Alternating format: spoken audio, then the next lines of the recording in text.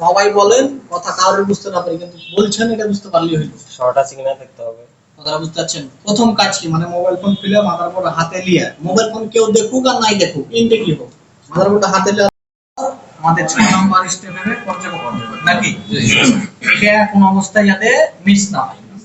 আমি যেভাবে বলতেছি শুধু ওই অনুযায়ী কথা অনুযায়ী আপনি খালি কথাটা মনে রেখে 6 নাম্বার স্টেপ অনুযায়ী আমরা প্রথম পর্যবেক্ষণ করব।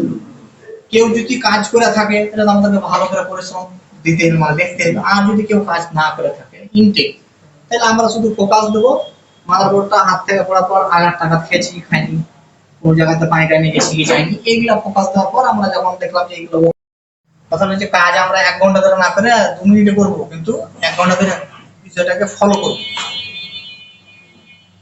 দেখেন স্টেপটা কিন্তু মনে রাখতে হবে আপনাকে যে কি করছি আমরা, বিষয়টা কি বুঝতে পেরেছেন ভাই জানেন?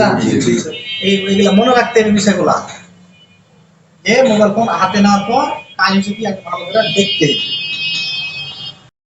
পরে চেক করব আমরা, শর্টকাটটা কি চেক করব, বিসিসি কি চেক করতে আমাদের পাওয়া হয়েছে শর্টকাট পরে, তার আগে ভোল্টেজ চেক করার আগে কি চেক করতে হয় আমাদের? রিডিং চেক দিতে হয়। যে কোনো লাইনের ভোল্টেজ চেক করবেন ডিপিএস, তার আগে কি চেক করতে হবে? Reading check. হুট করে কোনো মাদারবোর্ডে ভোল্টেজ দিয়ে দিবেন না, শর্ট হয়ে আছে দিয়ে দিলেন পুরো আগুন। কি করতে হবে আমাদের? রিডিং চেক দিতে। এখন মেন জায়গাগুলো আমরা আগে কি করব? রিডিং চেক দেব। এটা বুঝতে পেরেছেন? তারপর আমরা ভোল্টেজ মোটর চেক দেব, আমার চার্জিং এসি, পাওয়ার এসি, সিপিইউ কি বলেছে ভাইরা, আপনারা বলেছেন কিন্তু কেউ ওয়ার্নিং করে দিয়েছেন। এই গরমিল যাদের ভিতরে থাকবে তারা কিন্তু কাজে গিয়ে দেখা যায় বাধাগ্রস্ত হবে। এই জিনিসটা ক্লিয়ারলি বুঝতে হবে। এখন আমাদের করণীয় কি? বাজার কি আছে এটা জানা, ব্যাটারি ছাড়া কি আছে, ব্যাটারি